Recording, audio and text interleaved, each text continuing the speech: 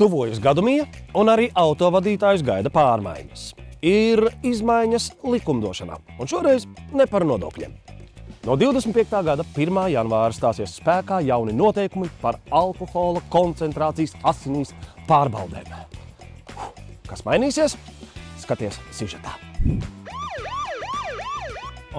Es nepiekrītu. Es neticu šitiem aparātiem.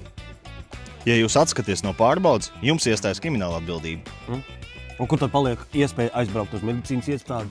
Ar 2025. gada 1. janvāra tā vairāk nav. Vai nu pūšam, vai nu krimināla atbildība.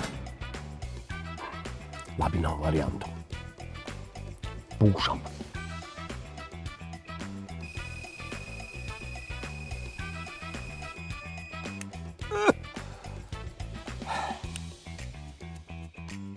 Jums tiek atņemtas tiesības, un tālāk braukt nedrīkstat. Cerams, ka bija laba ballīte. Pagad, priekšnieki, beidziet, es iedzēru vienu glāzīti, tas bija vakar, un vispār es neticu šitiem jūsu aparātiem.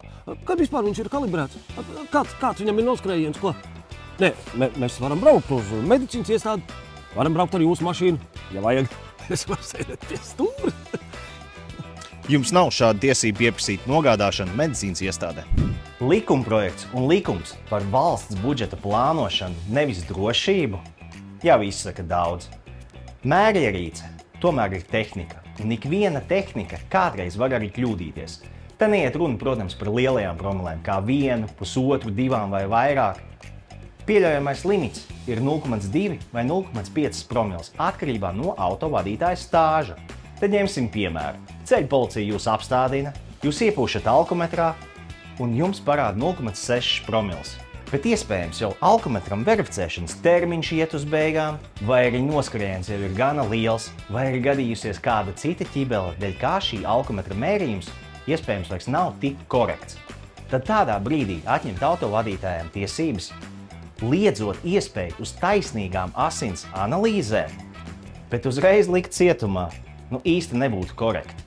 Pat grūti iedomāties kādu citu valsti, kur šoferīšiem šādas tiesības būtu liektas. Tomēr likums ir likums, to jāievēro.